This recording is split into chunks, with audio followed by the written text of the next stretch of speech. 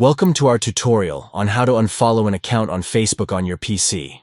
Let's walk through the steps to easily stop seeing posts from a friend. To begin, open your browser and log into your Facebook account.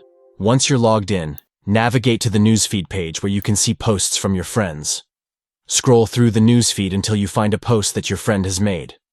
Once you've located the post, click on the three-dot menu icon located at the upper right corner of the post.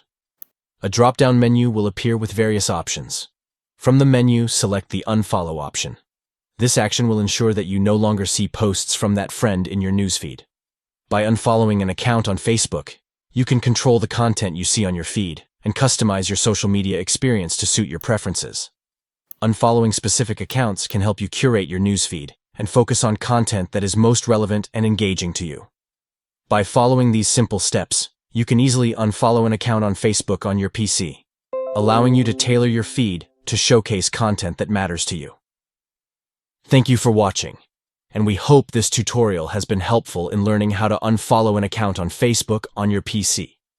Stay tuned for more informative tutorials and tips.